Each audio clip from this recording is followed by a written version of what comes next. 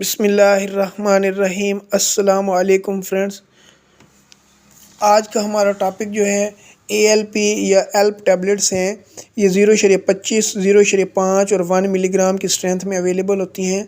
इनका फार्मूला अल्प्राज़ोलाम है। ये बेंज़ोडाइआज़ेपिन भी कहलाती हैं और हम इनको एंटी डिप्रेसेंट भी कहते हैं।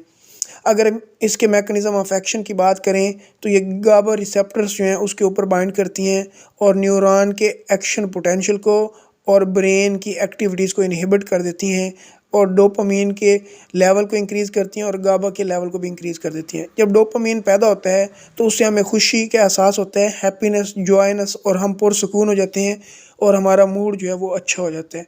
अगर हम इसके यूजेस की बात करें तो ये एंग्जाइटिक डिसऑर्डर के लिए इस्तेमाल होती है।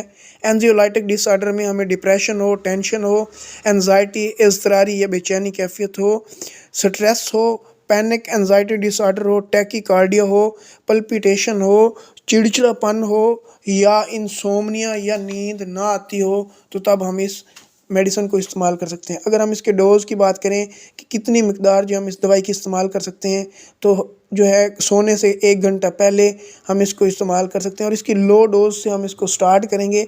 इसकी सबसे कम डोज़ जो है वो 0.25 मिलीग्राम है, उससे हम इसको स्टार्ट लेंगे, फिर हम ओवर डोज़ की तरफ मूव करेंगे। अगर हम इसको ओवर यूज़ करते हैं तो हमें फ़िज़िकली और साइकोलॉजिकली जो है हमें इसकी आदत हो जाएगी, हम एडिक्ट हो जाएंगे और जब हम इसको छोड़ना चाहेंगे, जब हम इसको विथड्रॉ करेंगे तो हम इसको फ़ौरन विथड्रॉ नहीं करेंगे बल्कि ऐसा छोड़ेंगे। उसके बाद अगर हम इसके साइड इफ़ेक्ट की बात करें तो हमारी विज़न जो है वो ब्लर हो सकती है, हमें वीकनेस हो सकती है और इसके अलावा चेंज इन लिबिडो एक्शन के जो है सेक्स की एक ख़्याल का बहुत ज़्यादा हो जाना या उसका बहुत ही कम हो जाना, वो भी इसके अंदर शामिल है।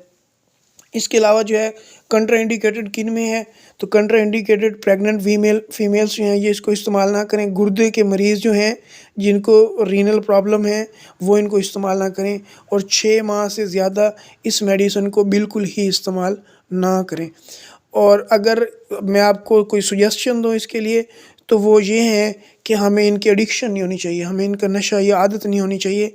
उसके अलावा इनसे बचने के लिए हमें इनकी अपनी डाइट जो है वो अच्छी करनी चाहिए, खुराक हमारी बेहतरीन होनी चाहिए और हम आउटिंग लाजमी करें ताकि हम स्ट्रेस से जो है छुटकारा हासिल कर सकें। और इसके अलावा नॉर्मल एक्सरसाइज जो है वो बहुत ज़्यादा ज़रूरी है ताकि हम इन टेबलेट से छुटकारा हासिल कर सकें।